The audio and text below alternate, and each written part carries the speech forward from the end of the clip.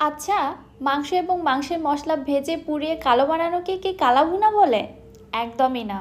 আপনারা যারা perfect authentic কালাভুনা রেসিপিটি খুঁজছেন তারা একদম ঠিক ভিডিওতেই ক্লিক করেছেন। আসসালামু আলাইকুম everyone, welcome back to my channel.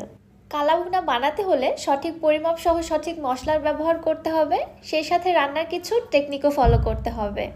এই রেসিপিতে যদি আপনি কাউকে কালাভুনা বানিয়ে খাওয়ান, সে তো আপনার রান্নার প্রশংসা করতে বাধ্য হবে। কথা না বাড়িয়ে চলুন রেসিপিটি দেখে নেই। বিসমিল্লাহ।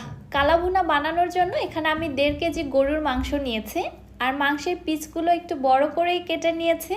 কালাভুনার মাংসের পিসগুলো একটু বড় করে কেটে নিলে মাংসগুলো অনেক বেশি সফট এবং জুসি হয়। মাংসের সঙ্গে আমি কিছু হাড় এবং চর্বিও নিয়েছি। চেষ্টা করবেন হাড় চর্বি সহ কালাভুনাটা রান্না করতে। মাংসগুলোকে আমি একটি প্যানের মধ্যে নিয়ে নিচ্ছি। ফার্স্টে এখানে আমি দিয়ে দিচ্ছি 1 কাপ পেঁয়াজ কুচি। পেঁয়াজটাকে একটু মোটা মোটা করে কেটে নিয়েছি, এতে কোনো অসুবিধা নেই, পেঁয়াজটা গলে যাবে।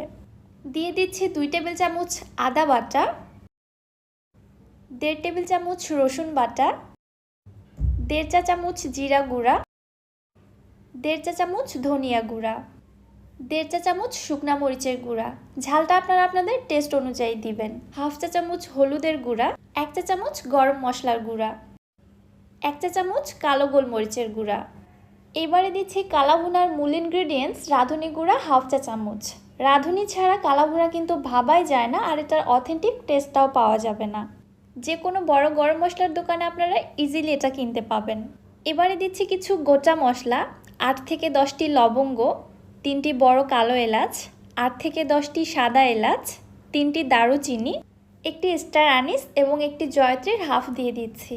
এগুলো চাইলে আপনারা গুঁড়ো করেও দিতে পারেন, যেহেতু খুবই অল্প মশলা গুঁড়ো করাটা অসম্ভব, আমি গোটাই ব্যবহার করেছি, এতে কোনো সমস্যা নেই, ফ্লেভার খুবই ভালো ছড়াবে। আর দিচ্ছি জয়ফল। একটি জয়ফলের 3 ভাগের 1 ভাগ আমি গ্রেট করে এখানে দিয়ে দিচ্ছি। এই জয়ফলটা মূলত মাংসটাকে সেদ্ধ করতে সাহায্য করবে। দিয়ে দিচ্ছি 3টি তেজপাতা ছোট ছোট টুকরো করে কেটে দিয়েছি। দিয়ে দিচ্ছি 1 চা চামচ লবণ। লবণটা আমি এখানে কেন কম ব্যবহার করছি একটু পরে জানিয়ে দিব। 1/2 কাপ দিয়ে দিচ্ছি পেঁয়াজ বেরেস্তা।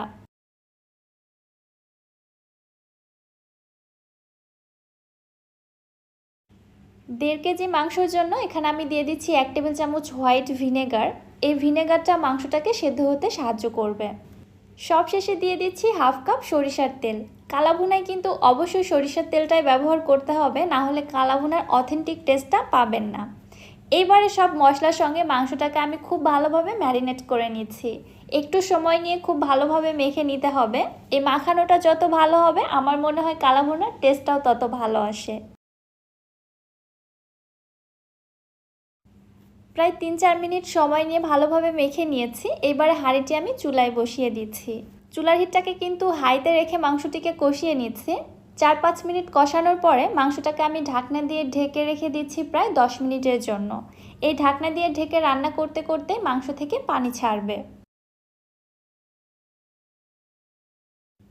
প্রায় 8 থেকে 10 মিনিট পর ঢাকনাটি উঠিয়ে নিলাম। এই পর্যায়ে দেখুন মাংস থেকে কিন্তু অনেকটাই পানি ছেড়েছে।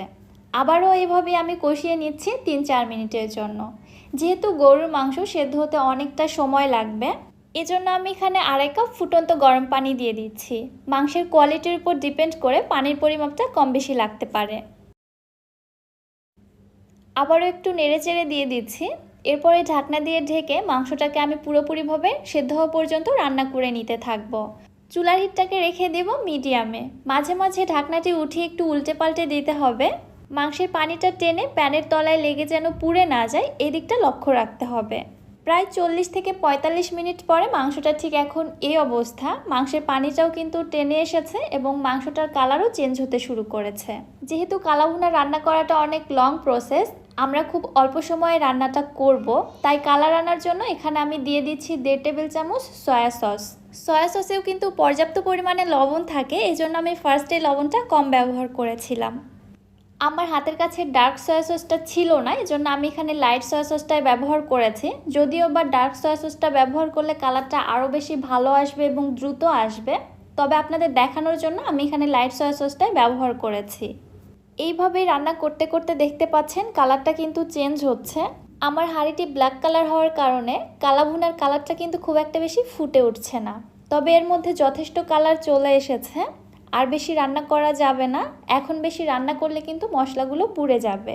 মাংসের হাঁড়িটি আমি চুলা থেকে নামিয়ে রেখে দিচ্ছি। এবার আমি বাগারটি রেডি করে নিব। চুলায় আরেকটি হাঁড়ির মধ্যে দিয়ে দিচ্ছি 1/4 কাপ সরিষার তেল, 1 টেবিল চামচ দিচ্ছি রসুন কুচি এবং 5 থেকে 6টি শুকনো মরিচ।